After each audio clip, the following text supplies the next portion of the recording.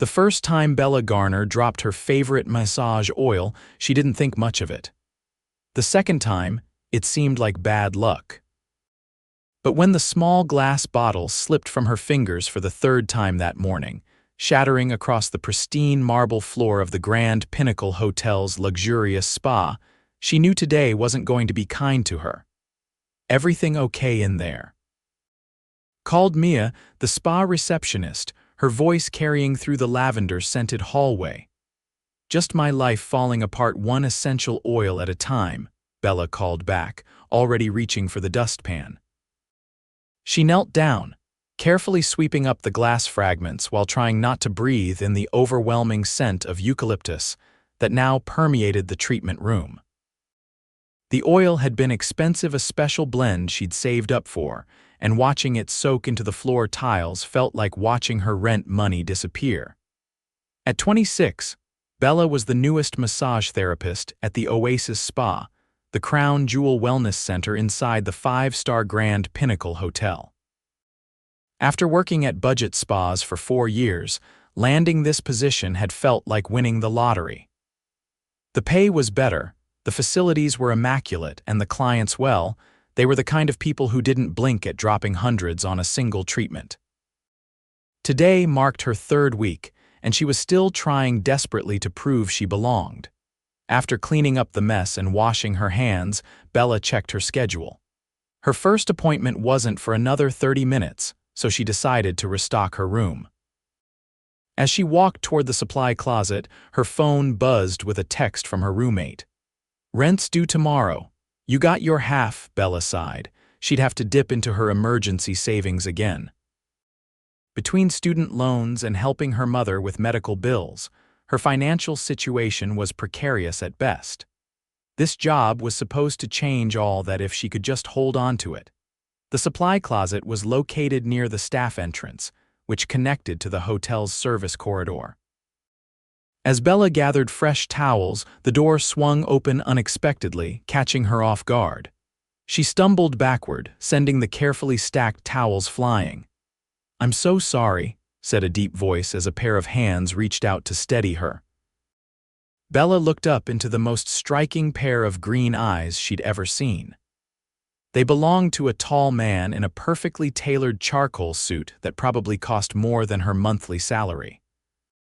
Dark hair, neatly styled but with a hint of rebelliousness, framed a face that seemed carved from marble itself, strong jawline, high cheekbones, and a mouth that looked like it rarely smiled but would be devastating when it did. "No worries, it's fine," she said, immediately kneeling to collect the scattered towels. To her surprise, he crouched down beside her. "Let me help," he said, gathering towels with efficiency.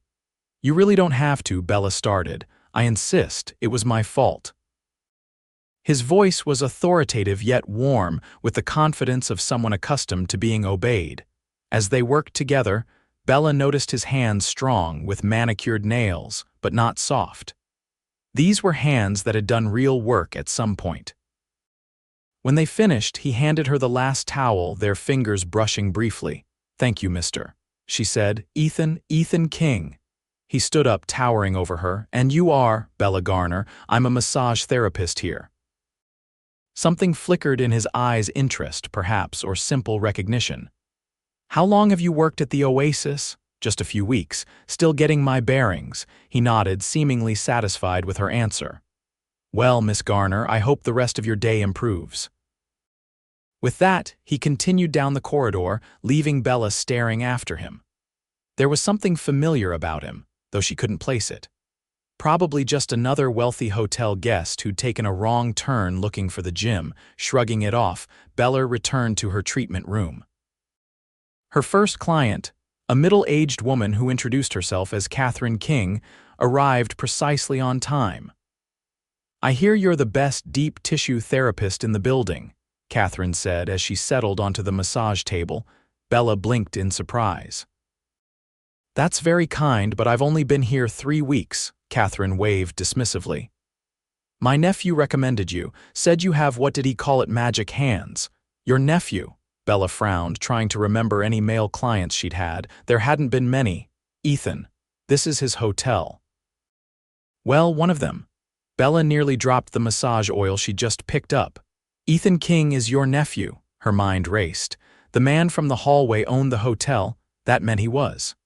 CEO of King Hospitality Group, Catherine confirmed, misinterpreting Bella's shock as recognition. Don't tell me you didn't know. That boy practically lives in this building, though he tries to stay under the radar. Bella's hands trembled slightly as she began the massage. The stranger who'd helped her pick up towels who she'd barely given a second thought to was her boss. Her boss's boss. The owner of the entire building and apparently an entire hospitality empire. He's been working too hard lately, Catherine continued, unaware of Bella's internal crisis. Expanding into Asia, renovating the Chicago property. I keep telling him he needs to relax more, but he never listens. Bella nodded absently, focusing on her work despite her racing mind. Had she made a good impression? Had she said anything unprofessional? At least he'd seemed nice enough, unlike some of the entitled executives she'd encountered in her career. By the time Catherine's session ended, Bella had managed to compartmentalize her surprise. The woman seemed pleased with the massage, leaving a generous tip and promising to book again. "I'll tell Ethan you lived up to the hype," she said with a wink as she left. Bella froze. "Wait, your nephew recommended me. But we only just met this morning." Catherine looked confused. "That can't be right. He specifically suggested I book with you." Before Bella could probe further, Catherine's phone rang, and she excused herself to answer it, leaving Bella with more questions than answers. The rest of the day passed in a blur of clients, each treatment requiring Bella's complete focus despite her distracted thoughts. By the end of her shift, she was physically exhausted but mentally wired. As she gathered her things from the staff room, Mia appeared in the doorway. "Someone left this for you at reception," she said, handing Bella a small package wrapped in simple brown paper. Curious, Bella unwrapped it to find a bottle of the exact eucalyptus massage oil she'd broken that morning, an expensive small batch brand that was difficult to find. "There's a note," Mia pointed out, clearly dying to know what was happening. Bella unfolded the small card. To replace what was lost. EK, her heart skipped a beat. How had he known? Had he witnessed her clumsy moment earlier, or had someone told him? And why would the CEO of a major hospitality group concern himself with a spa employee's broken bottle of oil? Mia prompted, eyebrows raised expectantly. "It's nothing," Bella said, tucking the note into her pocket. "Just a thank you from a client." That night, lying in bed in her small apartment, Bella couldn't stop thinking about Ethan King. She'd Googled him, of course, finding articles about the 34-year-old hospitality mogul who'd taken his father's modest hotel chain and transformed it into an international luxury brand. The photos didn't do him justice in person. He had a presence that couldn't be captured on camera. Her phone buzzed with a notification from the spa's scheduling system. Catherine King had booked another appointment with her for the following week. Attached was a note. "My nephew was right about you. Looking forward to our next session." Bella smiled despite herself. Whatever the reason for Ethan's interest, at least it was bringing her business. The next morning, Bella arrived early to prepare for her day. As she passed the staff entrance, she noticed a sleek black Tesla in the reserved parking spot nearest the door, a spot that had been empty every other day she'd worked. She thought nothing of it until she entered the spa and found Ethan King speaking with Marcus, the spa director. Both men turned as she approached, and Bella felt suddenly self-conscious in her simple uniform. Ethan looked even more imposing today, dressed in a navy suit that emphasized his broad shoulders. "Ah, Bella," Marcus said, his tone unusually warm. "Mr. King was just asking about you." "Good morning," Bella said, trying to maintain her professional composure. "Thank you for the oil. You didn't have to do that." Ethan's expression remained neutral, but his eyes warmed slightly. "My aunt was impressed with you yesterday. She doesn't impress easily." "She was lovely," Bella replied honestly. "I'm looking forward to seeing her next week." Marcus glanced between them with obvious curiosity before excusing himself to handle a phone call, leaving Bella alone with Ethan in the reception area. "I actually came to apologize properly for yesterday," Ethan said once Marcus was out of earshot. "I didn't realize I'd startled you so badly you dropped your supplies earlier." Bella felt her cheeks flush. "That wasn't I mean, I broke that bottle before I even saw you. I was just having a clumsy morning." "Ah," he seemed almost disappointed. "Well, consider it a welcome gift then. Do all your employees get personalized gifts 3 weeks in?" she asked before she could stop herself. The corner of his mouth twitched, not quite a smile, but close. "Only the ones who impress Catherine King." Something about his intensity made Bella's pulse quicken. She needed to change the subject before she said something truly unprofessional. "How did you know what kind of oil it was?" she asked. "I have a good memory for details," he said simply. Then, glancing at his watch, he added, "I should let you get to work. Have a good day, Miss Garner." "Bella," she corrected automatically. "Everyone calls me Bella." This time he did smile, a small, genuine one that transformed his face entirely. "Bella, then." As he walked away, Bella couldn't help but watch him go, wondering what had just happened. Was he always this attentive to staff, or was there something more to his interest? Over the next 2 weeks, Bella found herself encountering Ethan with surprising frequency. He seemed to be around the spa more often, checking on renovations to the steam room, discussing expansion plans with Marcus, or simply passing through on his way to meetings. Each time, he acknowledged her with a nod or brief greeting, never lingering but always aware of her presence. Catherine became a regular client, booking weekly deep tissue massages and occasionally dropping tidbits about her nephew. Bella learned that Ethan had taken over the company at 26 after his father's stroke, that he spoke 4 languages, that despite his wealth, he lived in a surprisingly modest apartment in the penthouse of the hotel because he preferred to be close to work. "He's married to that company," Catherine sighed during one session. 8 years as CEO, and I've never seen him take a proper vacation." "That can't be healthy," Bella commented, working on a particularly tight knot in the older woman's shoulder. "That's what I keep telling him. He needs balance, someone to remind him there's more to life than quarterly reports." Catherine paused. "You're not seeing anyone, are you, dear?" Bella nearly choked. "Mrs. King, Catherine, please." "Catherine, I don't think your nephew would appreciate you trying to set him up with his employee." The older woman laughed. "Probably not, but he's been asking about you, you know." Bella's hands stilled momentarily. "He has, hum. Wanted to know where you trained, how long you've been a therapist, said your techniques are different from the other therapists here." "How would he know that?" Bella asked before she could stop herself. Catherine smiled mysteriously. "Maybe you should ask him." The opportunity came sooner than expected. That evening, as Bella was finishing with her last client, Marcus approached her with an unusual request. "Mr. King has asked for you specifically," he said, his expression carefully neutral. "He's experiencing some back pain and would like a therapeutic massage. Are you available to stay an extra hour?" Bella hesitated. It wasn't uncommon for therapists to work on hotel executives, but something about this felt different, personal. Still, refusing wasn't really an option, not when the request came from the owner himself. "Of course," she said, trying to sound casual. "I'll need about 15 minutes to reset my room." Precisely 30 minutes later, Ethan King walked into her treatment room. Without his suit, dressed only in the spa's plush robe, he seemed both more approachable and more intimidating. His physique was even more impressive than she'd imagined, broad shoulders tapering to a narrow waist, with the kind of muscle definition that spoke of regular, serious workouts. "Thank you for staying late," he said, his voice slightly less formal than in their previous encounters.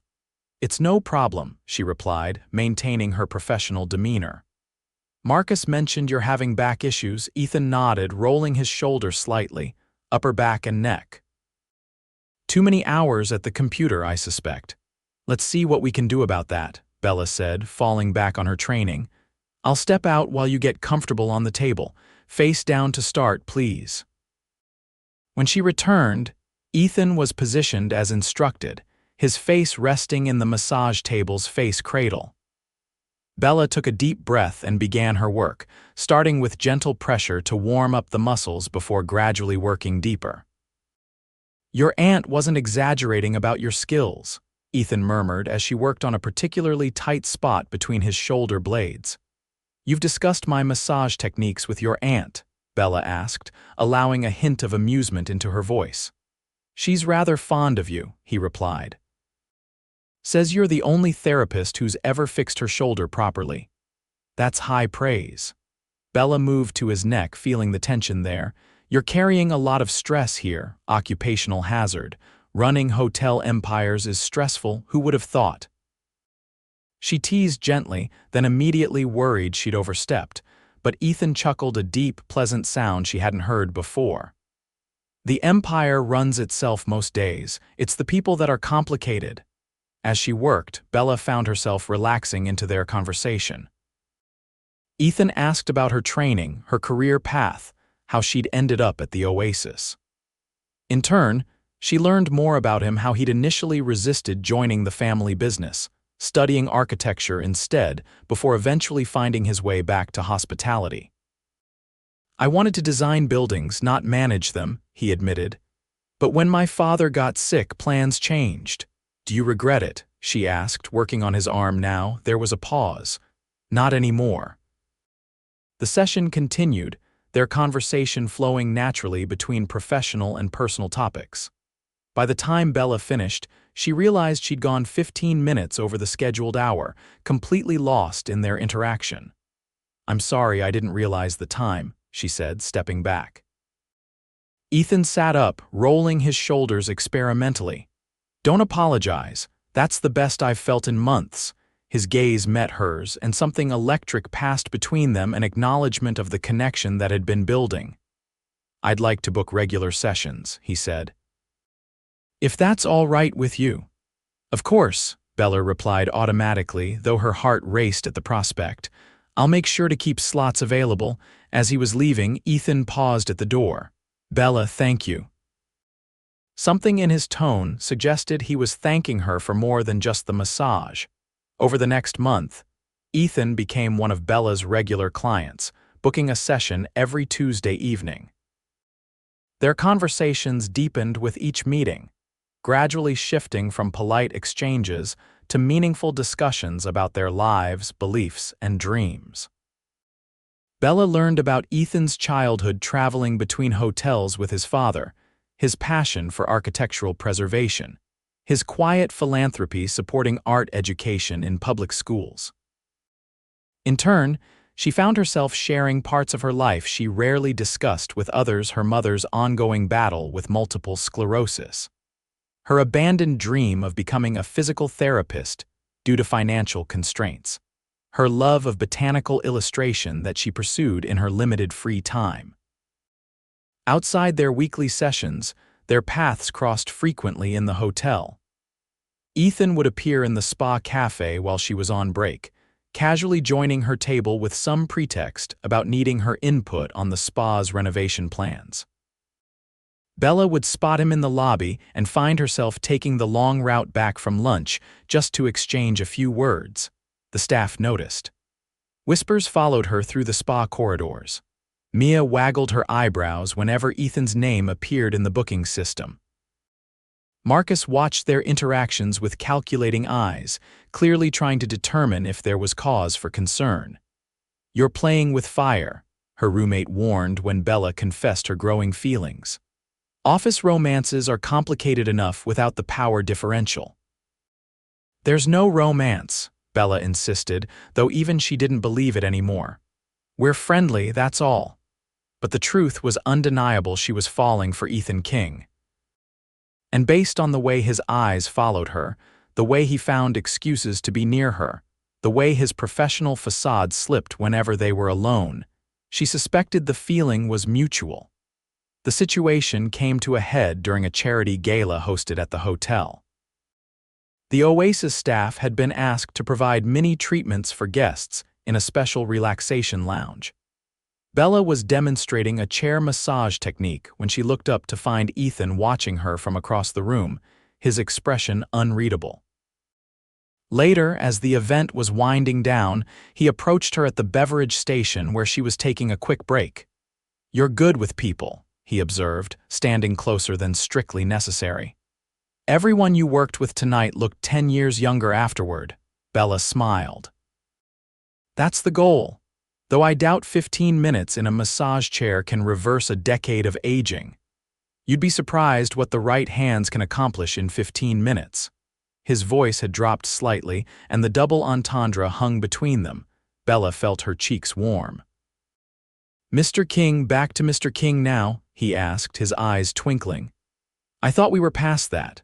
"We're in public," she pointed out, "and you're technically my boss," his expression sobered. "Does that bother you, the fact that I own the hotel?" The question caught her off guard. "Sometimes," she admitted honestly. "It complicates things." "What things?" he pressed gently. Before she could answer, Marcus appeared, informing Bella that another guest was waiting for a demonstration. She excused herself, heart pounding, relieved and disappointed at the interruption. The next day, Ethan canceled his regular massage appointment, the first time he'd done so since they'd started. Bella told herself it was nothing, that he was busy, that she was reading too much into their interactions anyway. But when he didn't appear around the spa for the rest of the week, she began to worry. Had she crossed a line? Had she imagined the connection between them? By Friday, Bella was distracted enough that she mixed up 2 client bookings, earning a stern talk from Marcus about professionalism. As she left work that evening, frustrated and emotionally drained, she found a note in her locker. "Rooftop garden, 9 p.m. EK." Her heart raced as she debated what to do. The rooftop garden was the hotel's hidden gem, a lush, private space accessible only to penthouse guests and executives. Going there meant stepping definitively outside their professional relationship. After changing into her street-clothes jeans and a simple blue blouse that brought out her eyes, Bella took the executive elevator to the top floor. The security guard nodded her through without question, suggesting Ethan had arranged for her access. The garden was breathtaking at night. String lights twinkled among potted trees, and the city skyline provided a glittering backdrop. In the center stood Ethan, wearing casual clothes for the first time since she'd met him, dark jeans and a crisp white button-down with the sleeves rolled up. "You came," he said, a hint of relief in his voice. "Should I not have?" she asked, remaining near the elevator. "I wouldn't have asked if I didn't want you here," he gestured for her to join him. "I had a dinner prepared if you're hungry." Indeed, a small table was set for 2 with covered dishes and a bottle of wine chilling in an ice bucket. "This is unexpected," Bella said, slowly approaching. "I needed to see you somewhere that wasn't a treatment room or a hotel corridor." Ethan's expression was open, vulnerable in a way she hadn't seen before. "Somewhere I wasn't your boss." "Is that possible?" she asked quietly. "For you not to be my boss?" Ethan pulled out a chair for her. "That's what I wanted to talk about." Over dinner, a delicious meal prepared by the hotel's executive chef, Ethan explained his absence. He'd been meeting with the corporate board and legal team, restructuring the management of the Oasis Spa to remove himself from the direct chain of command. "The spa now operates as a separate entity within the hotel," he explained. "You report to Marcus, who reports to a new wellness director, who reports to the hotel manager. I'm still the owner, but I'm no longer in your direct management line." Bella set down her fork, stunned.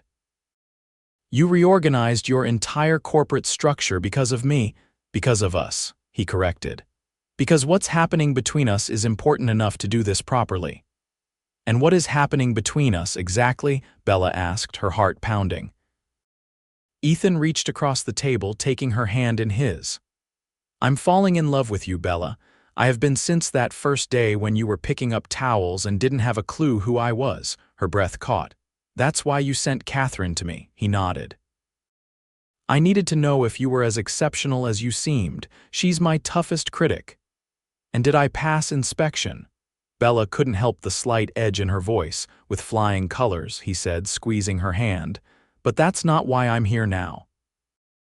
I'm here because every conversation with you makes me want 10 more, because you see me as Ethan, not as King Hospitality Group. Because when you touch me even professionally, it feels like coming home. The sincerity in his voice was undeniable. Bella's reservations began to melt away, replaced by the warmth of reciprocal feeling. I've been fighting this, she admitted, telling myself it was inappropriate or one-sided or just my imagination. And now, he asked, his eyes never leaving hers. Bella stood, moving around the table until she stood before him. Without the pretext of a professional massage, she reached out, touching his face gently. Now I think we should stop wasting time. Ethan rose to meet her, his hands finding her waist as he pulled her close. Their first kiss was tentative, exploring, before deepening into something more urgent. Bella's hands slid into his hair as his arms wrapped fully around her, eliminating any space between them. When they finally pulled apart, breathless, Ethan rested his forehead against hers. I've been wanting to do that for weeks. Me too, she confessed. Though I'm not sure fraternizing with clients is any better than fraternizing with the boss, he laughed. I'll find another massage therapist. Don't you dare, she said, pulling him back for another kiss. Their relationship blossomed rapidly after that night. Ethan was attentive, thoughtful, and surprisingly normal despite his wealth and status. He cooked for her in his penthouse apartment, burning the first attempt but nailing the second. She introduced him to her favorite hidden bookstore, where they spent an entire Saturday exploring dusty shelves. They discovered a shared love of old films, architectural history, and spicy Thai food that made them both reach for water. There were challenges, of course. Some hotel staff treated Bella differently once word got out she was dating the owner. Her roommate worried she was becoming dependent on Ethan's lifestyle. And Bella herself sometimes felt out of place in Ethan's world of business dinners and investor meetings. But for every obstacle, they found solutions together. Ethan addressed staff rumors directly, making it clear that Bella's position was earned on merit. Bella maintained her financial independence, insisting on paying her own rent and expenses. And when she felt uncomfortable at corporate functions, Ethan would find her in the crowd, his hand at the small of her back grounding her with his presence. 6 months into their relationship, Bella received an unexpected offer from a prestigious physical therapy program with a full scholarship. When she showed Ethan the letter, suspicion immediately clouded her joy. "Did you do this?" she demanded. "Pull strings to get me in, pay for the scholarship." "What? No." Ethan looked genuinely confused. "This is the first I'm hearing about it. You swear you had nothing to do with this?" "I swear," he said, raising his right hand solemnly before breaking into a grin. "Though I'm not surprised they want you. You're brilliant and your hands are magical in more ways than one." Relief washed over her, followed by excitement. "I applied almost a year ago before I even met you. I never thought they'd actually accept me, let alone offer financial aid." "This is amazing, Bella," Ethan said, lifting her into a spinning hug. "You're going to be an incredible physical therapist." "It's a 3-year program," she said hesitantly, "and the campus is across town." Ethan set her down, his expression serious. "Are you worried about us? Because this changes nothing for me. I love you and I want you to pursue your dreams. Even if it means less time together, even if I'm studying all the time, even then," he assured her. "We'll make it work," and they did. As Bella began her studies, Ethan proved to be her biggest supporter.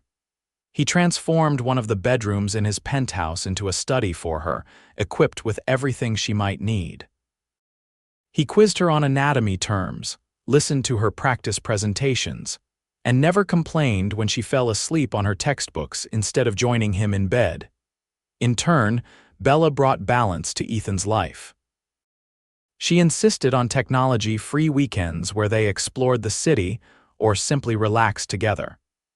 She introduced him to her small circle of friends, normal people who treated him like Ethan rather than Mr. King.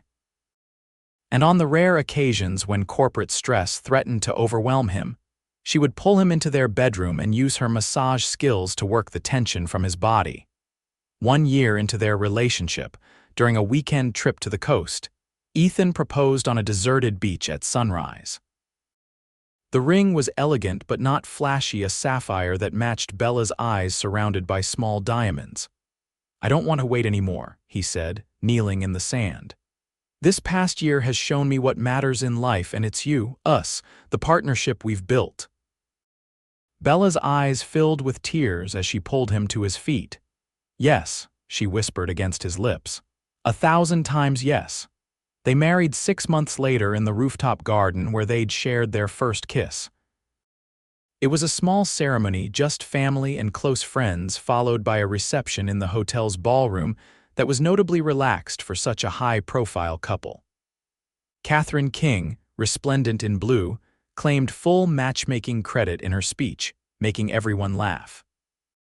"You know," Bella said as they swayed together during their first dance, "when I broke that bottle of oil on my 3rd week at work, I never imagined it would lead to this." Ethan smiled, pulling her closer. "I knew the moment I saw you kneeling on the floor, surrounded by towels, completely unimpressed by me." "I was impressed," she protested.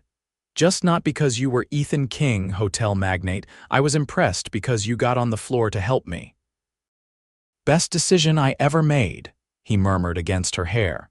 3 years later, as Bella completed her physical therapy degree, they welcomed their first child, a daughter, with Ethan's green eyes and Bella's determined spirit. When Bella opened her own physical therapy practice specializing in chronic pain management, Ethan was there for the ribbon cutting, proudly standing back while she took center stage. And every year on their anniversary, they returned to the rooftop garden, sometimes with their growing family, sometimes just the two of them. Each visit, Ethan would bring a small bottle of eucalyptus oil, a reminder of where it all began. "Still think dropping that bottle was bad luck?" he would ask, and Bella, leaning into the arms of the man who had transformed her life, would smile and say, "It was the best accident that ever happened to me."